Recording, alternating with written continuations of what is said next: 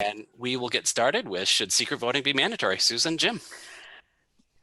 So I'll start and give you the short answer to the question in the title, which is yes. And now we'll set out to try and convince you that we're right.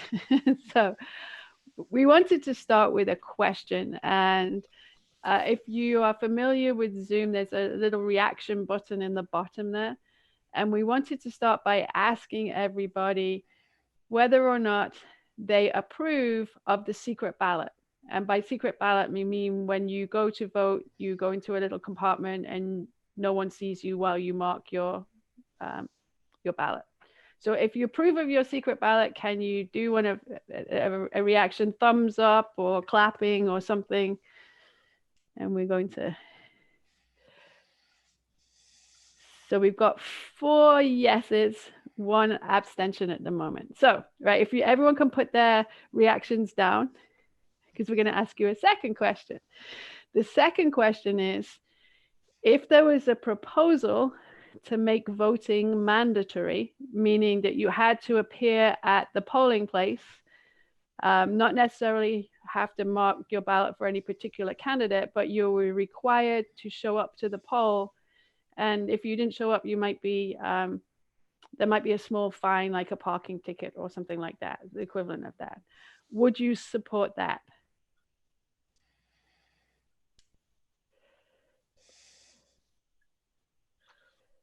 That's perfect. All right. Yeah, not sure. That's all right. So the responses are disparate, right? So most people find the secret ballot unobjectionable and maybe actually something that's laudable and very valuable, but are hesitant to endorse mandatory voting. And the argument in our book is that both of those mechanisms work in similar ways to make sure that voters can have a free and fair choice in who they want to select for office. And you're looking suitably puzzled. And we're hoping by the end of our session that you would at least kind of consider be more inclined to raise your hand at both of the questions. So I'm going to turn it over to Jim, and he's going to say, I explained that I said we're going to make an argument about that free and fair election. So he's going to take off and say, what do we mean by free and fair election? Okay, so we've had a lot of both before the election, our recent election, presidential election, and now afterwards, there's been a whole lot of kind of conflict and argument about what we want to call electoral integrity, right? Was the election fair? Was it were people free to come and go and vote as they please, and so on and so forth? And a couple of things as background is that we started this book in 2018, I think. We put in the proposal for it, and it's sort of gotten overtaken by events. We have a whole lot of complaining about elections being unfair. And we'll come back to that in a minute. But what we're interested in is electoral integrity, and in particular, we're interested not so much in what we might think of as fraud, right? As somebody dumping ballot boxes into the river, or miscounting, and so on and so forth. What we're really interested in is what we call electoral domination.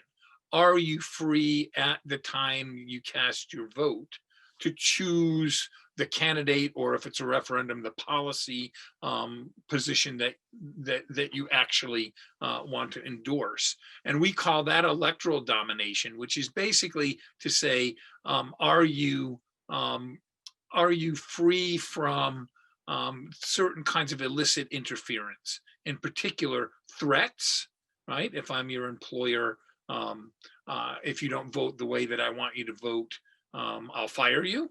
Or bribes, right? I want you to vote for me, so here's, or vote for my candidate, so here's $50 or whatever the price may be. I don't want to insult anybody by making it seem like you'd be cheap in that regard. But mostly what we want to know is, or what we want to think about is, how can we protect the vote at that point? And not what happens after you cast your vote. So after you cast your vote, how it gets counted and all of that sort of stuff. We know a lot about that, and we don't tend to know as much or think as hard about what happens at the point of voting, getting you to the polls, and what happens while you're at the polls. And so part of what's happened, and part of why the issues about electoral integrity have come about, is because of the virus, right? Because of COVID. And so this election has been very fraught because people were afraid to go to the polls. There are some states, Colorado, Oregon, Washington, Utah, I think, that have postal voting as a kind of standard procedure, but most states don't. And this election, lots of states implemented widespread postal voting. And so we're interested in that change in rules and how it affects your ability to cast your vote in confidence that you're not being interfered with, without being threatened, without being bribed. Susan? Okay, so I'll take so when we started writing the book and making this argument, there were 5 states that had transferred to all mail voting, the ones that Jim just mentioned. And so you can vote in person in those states, but you have to make a special request to do so, and most people don't. So the background sort of prompting some of our motivation was that fact.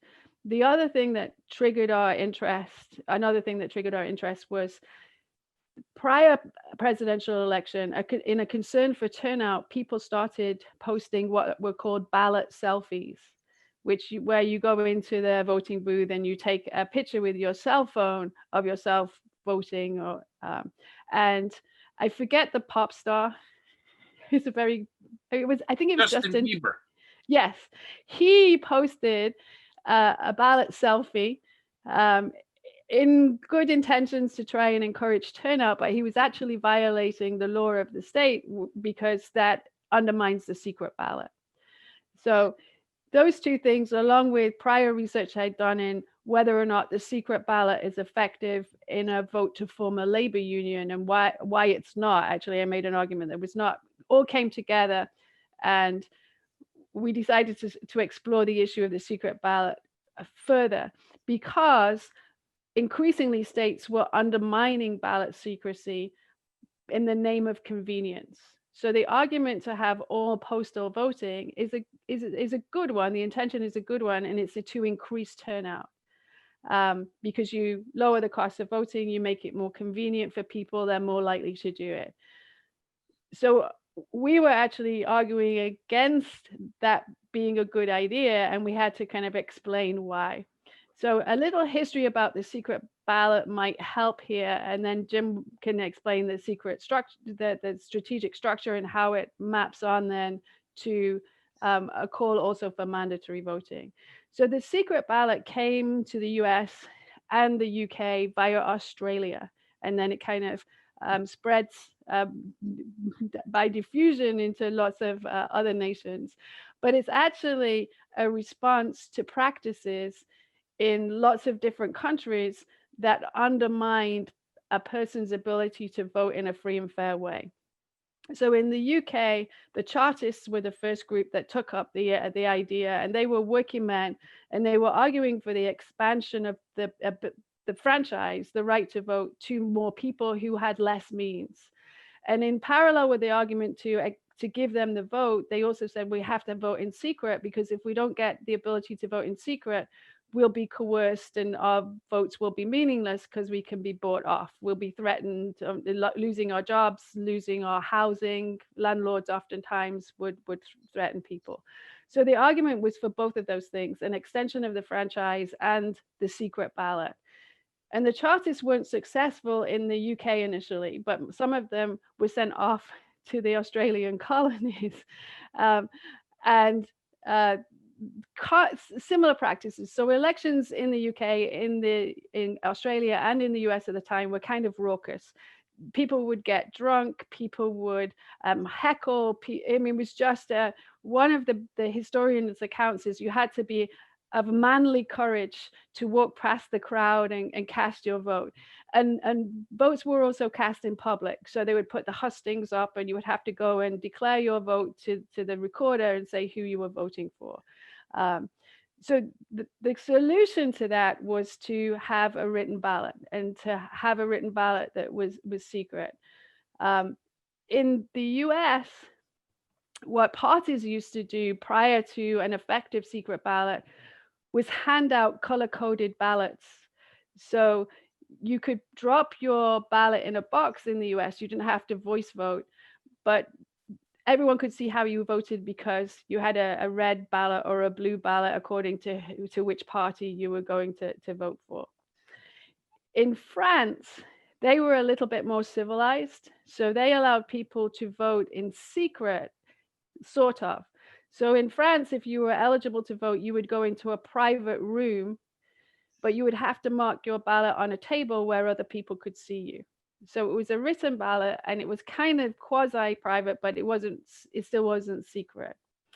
In Germany, they had a late adoption of the written ballot, and how people used to coerce or pressure you in Germany was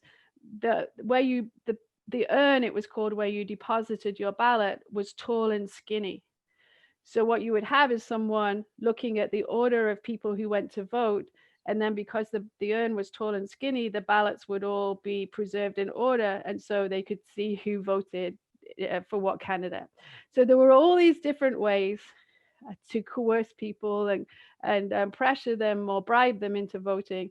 And the secret ballot was the solution to that. So the secret ballot demanded that ballots were only available at the polling place. So they were printed by the public administrator of the election. They were only available at the voting place, that you would go into a private space, in a little booth behind a curtain, mark your ballot, and that then nobody would be able to observe how you voted. And so that protected your ability to vote freely, right? Because you couldn't really ever demonstrate how you'd voted. So when we refer to the secret ballot, we actually are referring to a set of rules that structure how we vote, that were put together by experiences of not being able to have free and fair elections in a number of different countries. And so they kind of created an amalgam that we now refer to as the secret ballot, but is actually probably more properly called the Australian ballot, because the Australians were the first to specify those elements of secret voting. And when we get mail-in voting, or in some countries they've toyed with the idea of internet voting, you cannot actually preserve that structure, because it takes the active voting out of the public sphere, where secrecy can be monitored, where you can make sure that people have the ability to vote in secret, and puts it into the privacy of the home, which may be more convenient, but doesn't actually necessarily make it free and fair. All right, and so I'll hand back to Jim. So the important point there is that the secret ballot is a public institution, right? There's a whole set of rules. There are polls that you have to go to. They are operated by the government. In the US, local governments, county clerks, essentially, that the ballots are controlled by the government and printed by the government. So you're not getting parties printing up their own ballots that are identifiable and so on and so forth. That's really important. And the convenience voting tends to be, not all of the measures are like this, but it tends to be making voting private. So public and private don't map onto, say, secret and open when we're talking about voting. And what we want to get you to see first is how the secret ballot works, and then, because of our opening experiment where all of you pretty much thought the secret ballot was a good idea and thought that mandatory voting would be less attractive as a set of rules, is that mandatory voting works in exactly the same way. So that your objections or your intuitive view that I don't want to be compelled to go to the polls, you're already subject in an institution like the secret ballot to the same kind of compulsion. So here's what we do with the secret ballot, and the way that we write about this is to say that they're both pre-commitment devices. They're pre-commitment devices that do the following thing. They restrict our freedom, right? It's not like this is not a restriction.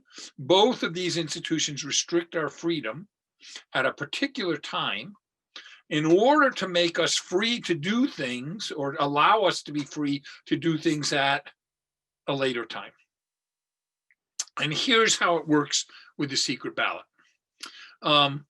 Because we maintain control of the ballot, or we don't, the public officials do, and we print them so that they're not distinguishable from one another, and we have booths and ballot boxes that are well regulated and observed and so on and so forth. All of that means that our freedom of speech is restricted. How is our freedom of speech restricted? It means that Susan can threaten me or offer me a bribe to vote in a particular way. But what we've done by making voting secret is we've prevented me, right? The rules prevent me from credibly telling her how I voted. So she's going to say, I'll pay you $50 for your vote. And I can say, oh, yes, I voted for your party.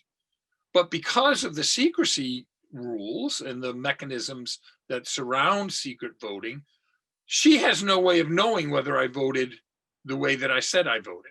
So she's not going to pay me the bribe because she doesn't know whether I've actually done what she's bribing me to do.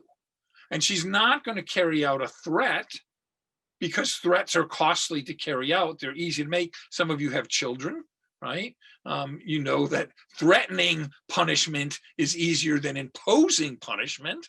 And so she's not going to carry out her costly threat because she doesn't know whether I voted one way or the other. So what we've done is I can tell you anything. I can say, yes, I voted, and I voted for the Republicans. And you were going to pay me, or you threatened me with some dire consequences unless I voted for the Republicans. But you can't know with any degree of certainty what I did. So I can tell you anything, I can talk about it, you can ask me about it, but the credibility of our exchange is undermined because there's an information asymmetry. I know how I voted, and you not only don't know how I voted, but given the rules, you can't know how I voted. Right? And so that's a kind of fun. And what does that do? That makes us free to go to the polls and vote however we please. It makes us unbribable or unthreatenable in some effective way. And it turns out that it works really well.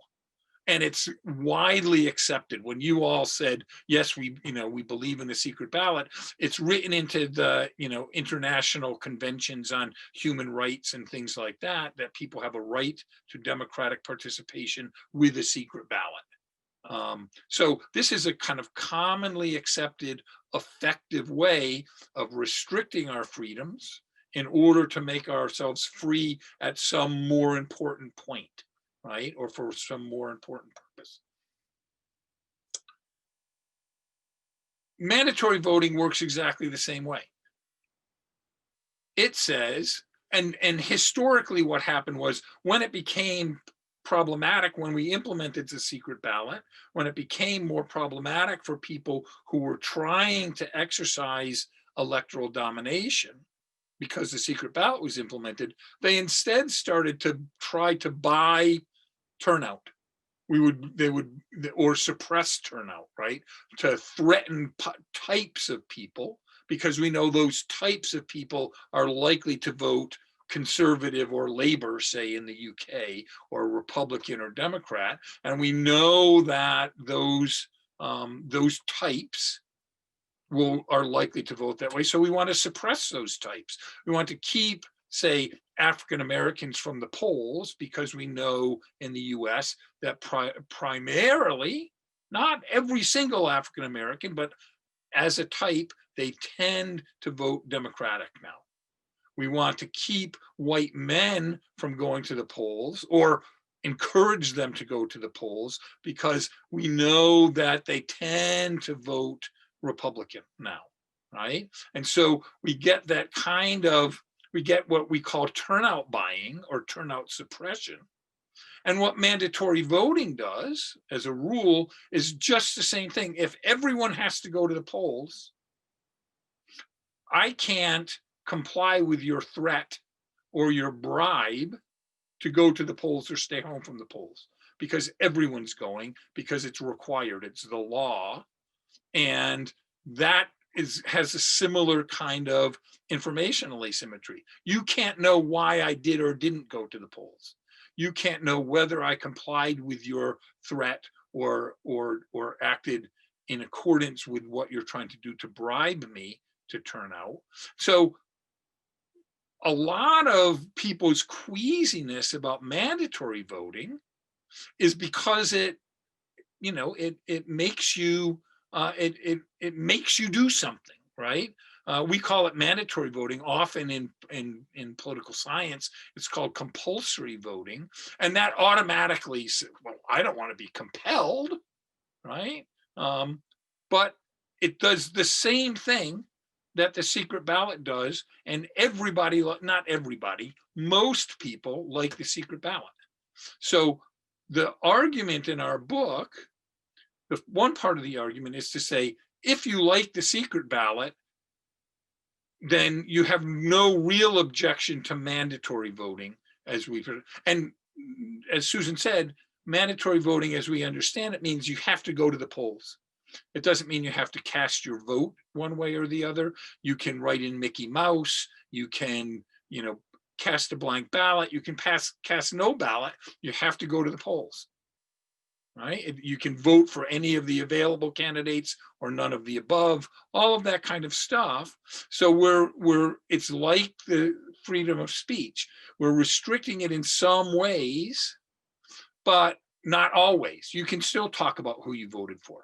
You can still vote or not vote as you see fit, but you have to go to the polls. And we want that because we don't want suppression or encouragement of voting among types, as we call them, or subsets of the population, where that's happening because we have a good idea how that type of person is going to vote. Susan? So I think I'll add the final component of a sort of argument, which initially convenience voting, and convenience voting comes in different types. So voting by mail is the predominant one, but you could also think about early voting, and maybe if people have an inability to get to the poll. In Australia, where they have a lot of mandatory voting, they have these little trucks that go around and drive to sort of, say, a nursing home and help people vote. So we're not against all of kinds of convenience voting. In fact, we think some of the kinds of convenience voting that protect the secret ballot while making voting easier are good things. But to circle back, the original impulse behind vote by mail was to encourage turnout. And when you look at the data that we have in states that have implemented mail-in voting, it actually doesn't do what it was intended to do. So turnout and encouraging more equitable turnout across different groups, maybe income groups, racial groups, people who find it easier or more difficult to get to the poll, is not what happens. What happens is people who would already vote find it easier to vote, and they maybe vote in more less salient elections. So it might have more of an impact at a city council election where maybe regular voters might skip that. They may participate and vote by mail, but it does not have the effect of expanding the electorate and bringing in people who ordinarily wouldn't vote and increasing turnout. So when you look cross-nationally, the US among advanced democracies has among the lowest levels of turnout, and also a good degree of dissatisfaction with how democracy is functioning. So the intention behind vote by mail is a good one. And our argument would say, though, but mandatory voting would be even more effective at accomplishing the goal of vote by mail, because it's low cost. I mean, and it actually, in nations that have it, they tend to have a more professional infrastructure for administering elections. They tend to have better education on how to vote. They tend to have better spread of polling locations. And it also impacts how candidates campaign. So in the US, the candidates spend an awful lot of money turning out the vote, right? Encouraging you through negative ads, oftentimes, that if you don't go and vote, the world will come to an end because the other candidate is so awful that you just must show up and prevent them from winning. And a lot of that would go away. So coupling secret voting with mandatory voting, we protect free and fair choice of who to vote. And we encouraging, we enhance turnout in a way that protects everybody so that you can't be targeted for turnout buying or turnout suppression. So the two institutions complement each other. And I'll turn it back to Jim. I'm sure I've left something out. So.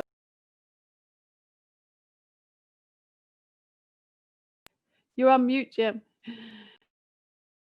Sorry. I said at the beginning that we've sort of been overtaken by events.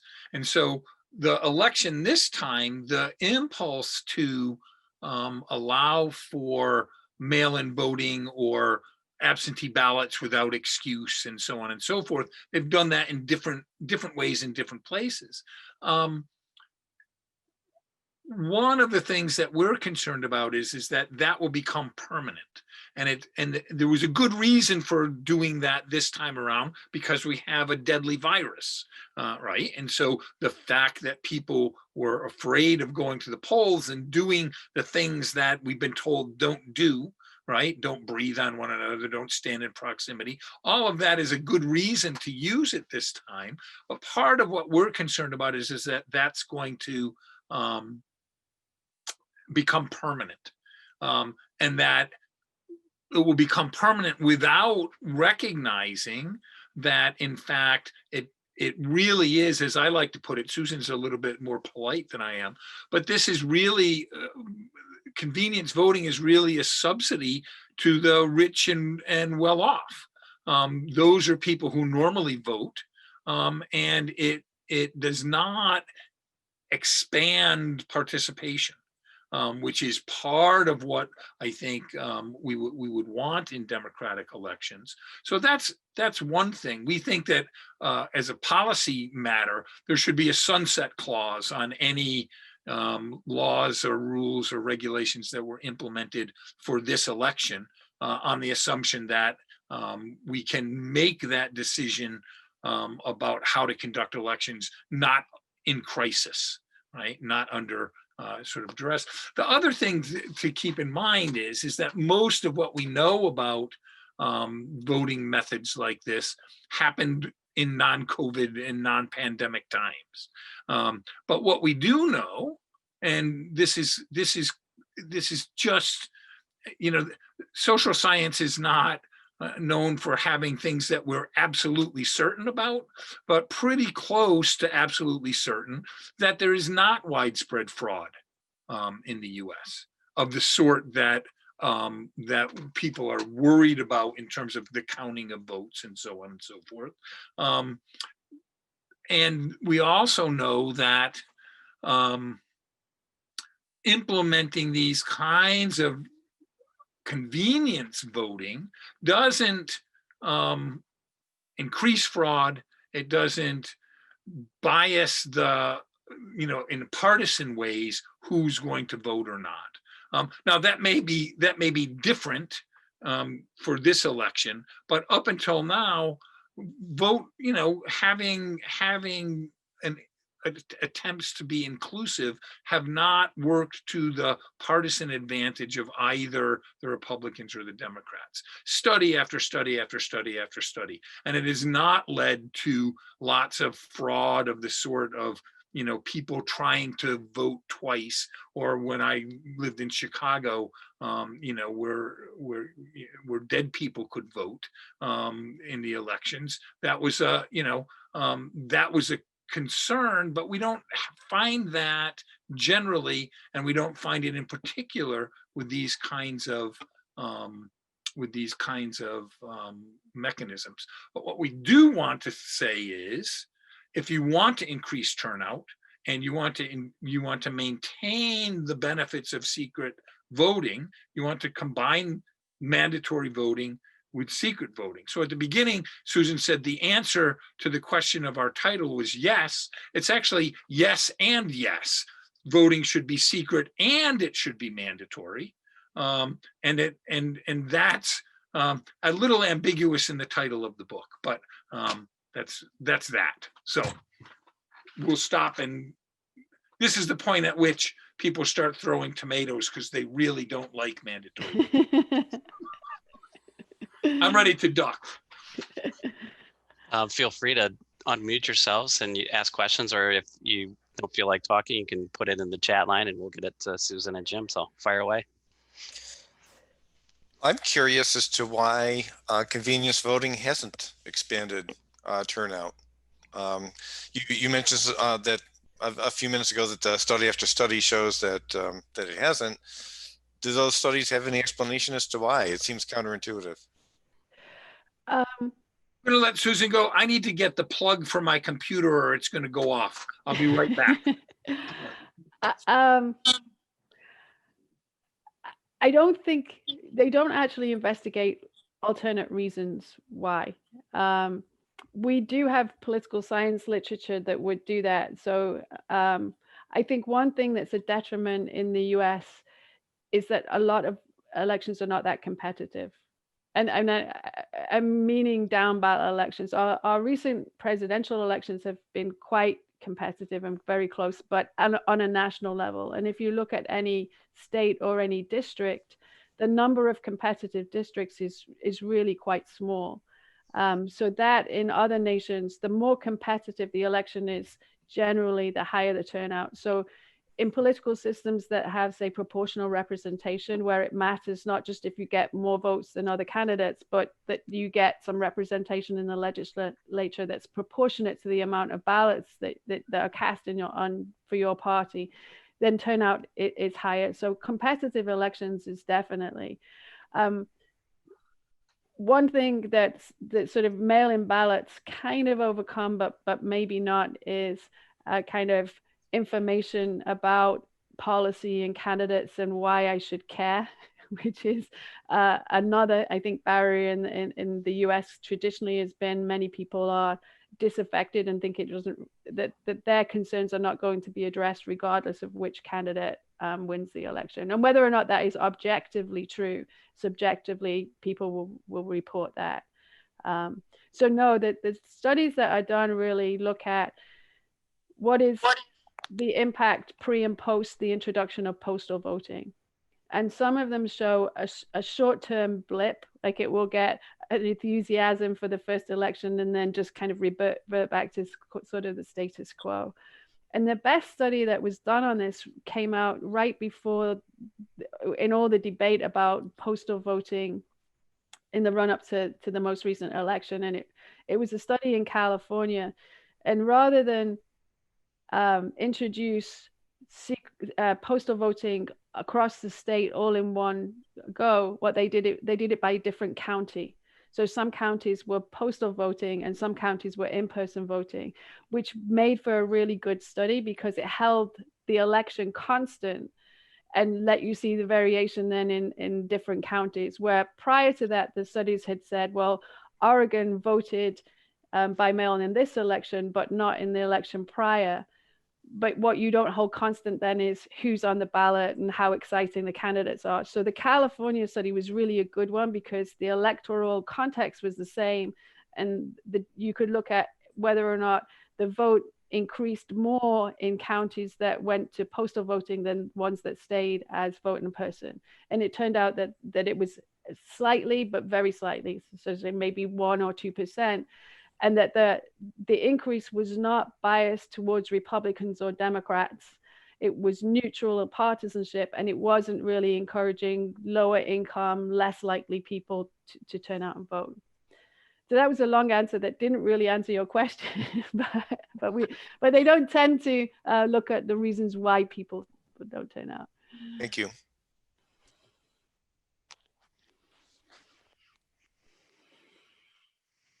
Well, I'm curious, what year did secret ballots in the United States? When did that start to happen in the United States?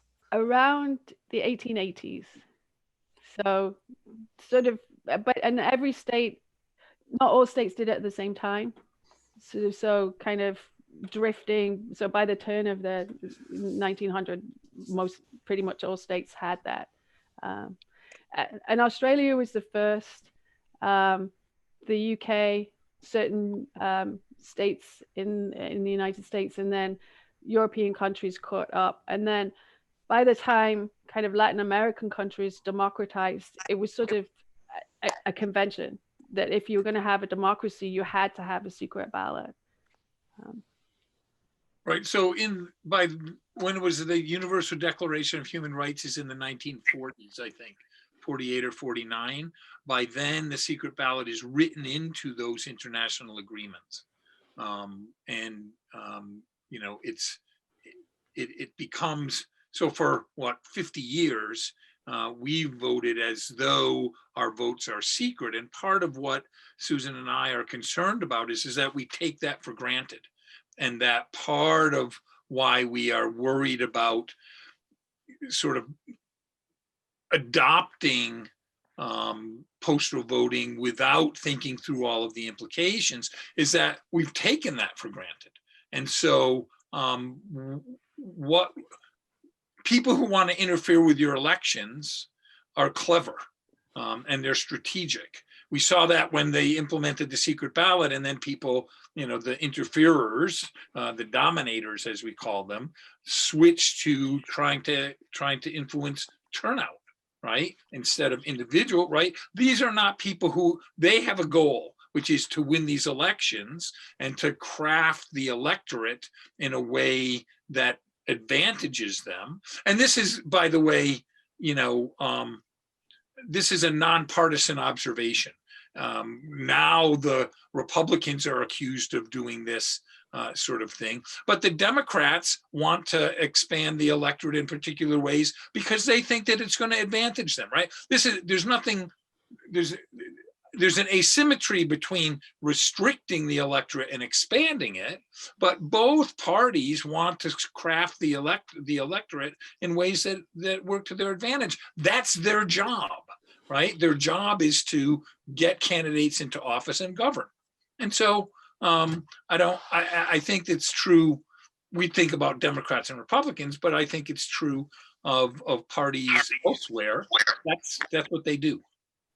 Is there a certain inevitability to what's going on now to expand voting? Is there a certain inevitability to doing this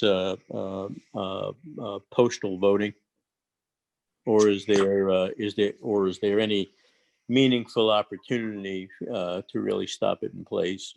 What are Well, your thoughts, please? this is what we're afraid of. Susan and I in particular think that now that it's sort of the cat is out of the bag, as it were, you can't get them back.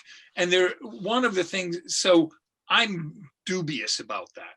I think it's problematic. I'll let Susan speak for herself. But one of the things that we know from cognitive psychology is that people are, how does it go? They're risk accepting with regards to gains, right? If I'm likely to get something, I'm relatively willing to accept the risk. But if you're going to take something away from me, I'm risk averse, right? So there are psychological mechanisms that we have that make it more likely that people, having been given this convenience, this postal voting, or no excuse absentee voting, or whatever, they're going to be less willing to have it withdrawn and taken away. And you can bet that whoever proposes to take it away, if it's not a bipartisan measure, the other party is going to scream and say, see, they're trying to take away your vote, right? Well, arguably, I think that's happening right now. I think there seems to be such a wildfire spreading out there in terms of how many states have it and how it's gleefully accepted by the electorate, that it almost seems like you are anti-democratic, small d, when you're not a strong proponent of it. And part of it is what Susan said before, is people assume that expanding that kind of convenience also expands turnout in some sort of impressive way, and that it incorporates new voters rather than, as she said, making it more likely that people who already vote will vote, right? I mean, it's part of the irony is that it's not even doing the inclusiveness. It's not having the inclusive effects that people assume that it will have. Like a lot of things, good trenchant arguments are going to be at the back of the bus while all this stuff just happens, and we'll watch.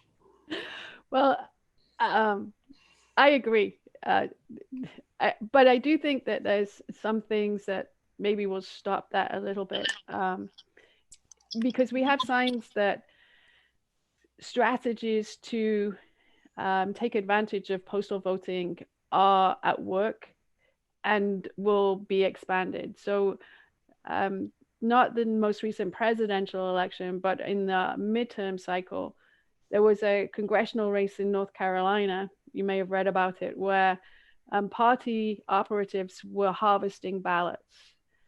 And that's an interesting thing. It means that people go to your house and say, I can turn in your absentee ballot for you.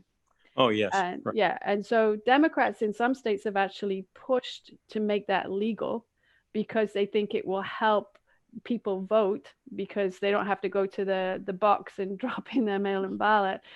And that's led to a partisan battle. In some states, that's not legal. In some states, it is. And what was happening in North Carolina was they were collecting ballots that were not completed and then completing them before they dropped them into the box. And unfortunately, the people who are most vulnerable to allow that to happen are, they're less advantaged economically and educationally and all of that kind of thing. So I think the reason people find mail-in voting unproblematic is because we take for granted the secret ballot, and we haven't ever lived or experienced the kind of, commonplace bribery and corruption that was characteristic of elections before the secret ballot was put in place. So it may take us a long time, but I think that eventually we will recognize the value that has. I mean, I talk to people all the time and say, could you imagine, if you're a young person, college student, would you feel comfortable if your parents said, come on, let's fill in our ballots around the kitchen table? And most of them go, ooh, no, not really. What about your spouse? Do you want your spouse looking over your shoulder? No, not really. Employers are increasingly trying to impact electoral. They haven't gone so far as asking for, come to the workplace and fill out your ballot, but they have been increasingly put in your paycheck a little note about what's the best interest of the workplace when you're casting your ballot. Sounds like raising money for PAC funds for a corporation. Yeah. So I don't know, that doesn't really address your concern, because I think kind of the wave is towards, well, why would we not do that? And it's definitely resistant to mandatory voting. Do you think with the convenience factor and technology that it'll ever move to purely electronic? Or does the secret ballot, in order to be totally secret, need to be still that physical piece of paper / evidence? So there is one nation, Estonia, that does online voting, but they do a lot of online stuff, and their internet technology is more recent and it's better. But the problem with online voting is the computer science geeks cannot think of a way that you can make voting both secret and verifiable. Right? So there's no way to make it so that if I needed to know and make sure that my vote was cast in the appropriate way, that you can keep it anonymous, right? You have to some way connect how you voted with who voted, which leaves you vulnerable to hacking and kind of exposure.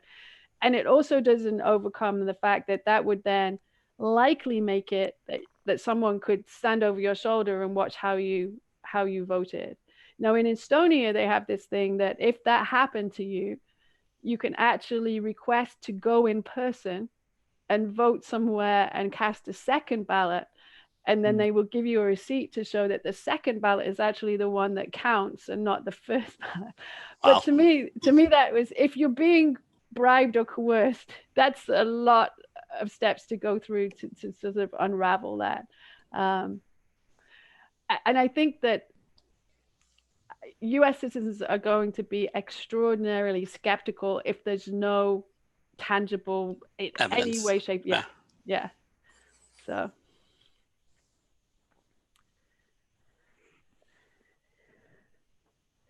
Realistically, do you foresee Americans going for compulsory voting anytime, like within the next couple of centuries? Yes and no. I've tried the argument out on students, and actually there's a new survey that's come out, and it's I think it's around a third of Americans actually would endorse it, but the majority by far don't. Now, there are some partisan ways I could imagine it happening. So a lot of election law is state level or local, state law. So imagine a blue state makes voting mandatory. Then all of a sudden, there's a lot more votes cast in those jurisdictions, which might play to the advantage, if you think through the strategy, and then there's a kind of cascade that red states would do it to map, which is actually how we got some of the expansions of the franchise in the first place, not because people thought it would be a good idea for everyone who was working class to vote, but because they thought it would be to their partisan advantage to do that. So I think if it happened, it might happen kind of through that type of dynamic. I don't know. One obstacle I see to it, though, at least, and I don't know how it works in other states, but in New York, we have so many election days. We have primaries, we have village elections, we have school board elections.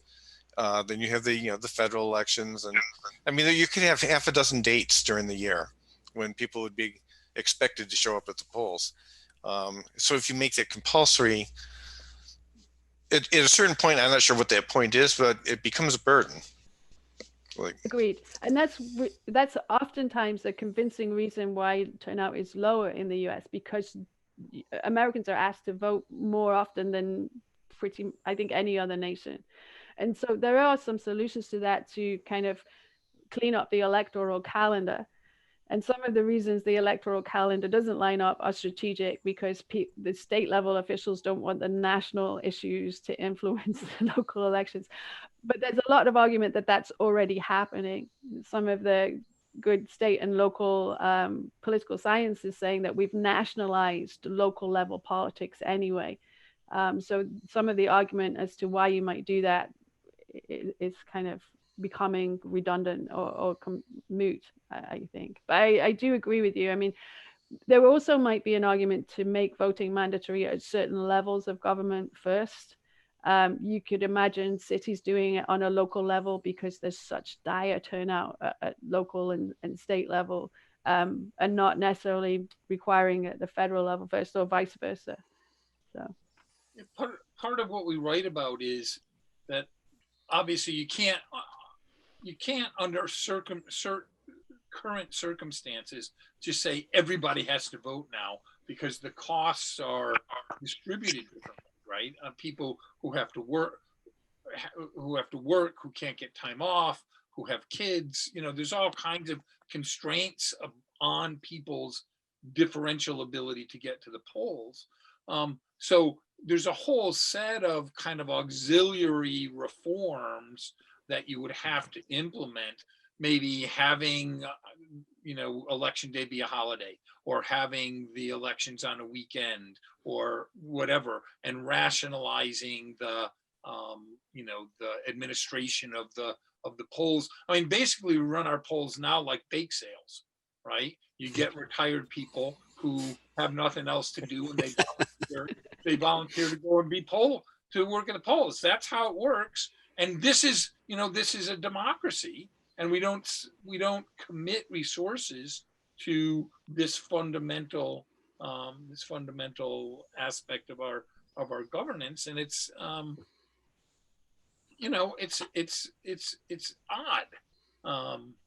But on the other hand, we have county clerks, and this has come out, I think, in the aftermath of this election, where you've got a bunch of people who don't get paid much and are put in the crosshairs when it's a competitive election, and they do their job, Republican and Democrat, almost across the board. There's been not really a lot of complaints about the secretaries of state and the county clerks. There's been no verifiable complaints, at least, right? And those complaints have been run through court cases here, there, and the next place. And so it's really part of what we want is to say our elections should be more professionalized, and how you would do that is, a subject to debate. But that's the same thing with secret voting. With the secret ballot, there's a whole set of auxiliary kinds of rules that make sure that the ballot is secret. In particular, we don't let parties print up their own ballots anymore, right? We have them officially produced by state governments. And so how you implement it obviously is important, but you want to do that in a way that doesn't disadvantage people, right? Because they have to work, or they can't miss work, and so on and so forth. And you don't necessarily want to disadvantage employers who have to then pay people for that holiday, right? So how you think about the implementation becomes really important, I think.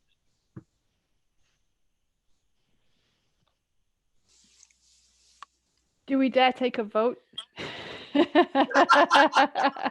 Before the vote, I was the one thing that made me cringe thinking back to that second question is the punitive, the Right. slap on the wrists or the fine. And how do you think that would, you probably talk about it in your book, but how does that play out with really making people inclined to do it, or just like, what the heck, I'll pay my traffic ticket? Oh, it works really well in most nations that have implemented, sorry, I'm not quite sure why this is going on. They get really high rates of turnout. So and usually, it does work, and it changes the cultural norm. So that the cultural norm is more towards voting, and kind of looking at your neighbor askance if they say they're not voting, then sort of saying, well, it's okay, it's your right not to vote, which is a very common. It's more kind of thinking of the responsibility of voting rather than the right to vote. Voting is what you should do, not a privilege that some people do, if that makes sense. Yeah. So in Australia, you can write a note to say, I couldn't vote because, you know, my grandfather was in the hospital or something, and then you don't actually have to pay the fine. But people, you're just shifting the cost. The cost to get out of voting is higher than the cost of voting. So generally people tend to do it. And they tend to be, the studies are not, it's really hard to study this, but there's good kind of evidence, maybe not slam dunk, that people actually become more informed because they know they have to vote. They actually take more time to kind of study the options and take their responsibility seriously. Plus, you get a sausage when you vote, right? You get a voting day hot dog when you go to the polls. So. How about that? Hot dog. I say we don't vote because I really believe in the secret ballot here. So let's. I was going to say the same. Since you weren't here at the very beginning, what we did was we put people on the spot and asked them who supports the secret ballot, and everybody raised their hands, and who is opposed to mandatory voting, and nobody. And everybody was opposed. So then showing them that they have this analogous structure then sort of puts people on the spot. So we won't make you vote, or at least you can vote in secret. Well, and I also think that the argument works halfway, right? So even if we get people to think that just giving up the secret ballot without considering what we're doing and sort of not just wholeheartedly embracing postal voting might also be a good thing. So we get half of the cake, not the whole thing. So. Yeah, and one last question. Do two political scientists talk politics at dinner? I just tell him he's wrong. That's exactly the case, but I don't believe her. So is that why she's in the nice area and you're in the closet? Tim, you have got that dead to rights. Now, admittedly, I came on late. The two of you are married? Yeah. Ooh. So, fortunately, Susan's not a citizen, so I get to do the household voting here. Thank you both very much. I really enjoyed it, and I am actually scheduled to audit Susan's citizenship class beginning in January. Well, you'll see how authoritarian she is then. Then you'll pity me. More power to the women. No, I was going to say thanks for coming on board, David. Tell everybody where you are. I live in San Antonio, Texas. Great. But I miss Brockport. I've been through a lot of education, law school, graduate school, and my heart belongs to Brockport. I do love it. So it feels really great that you're doing this stuff, Carrie, and I appreciate these good academics to participate and encourage this good discussion for all of us students. Well, I'm excited to have you in the class. Thank you kindly. Yeah, really excited. It will be fun. That's cool. Well, Susan, Jim, thank you so much again for Tim and David coming up. You guys have seen the emails, but we have actually on Thursday, we have our masks really helping with our folks from the nursing department. And then December 17th, the free food for the mind is why is it important to understand the Black Lives Movement. I saw that. December 17th. So. Looks very interesting. So just wanted to put a plug in. And once again, thanks to Susan and Jim. And thanks for everybody for joining tonight. Thanks, Thank you, everyone. Thanks, Betsy. Bye-bye. Bye. All right. Bye-bye. Bye-bye.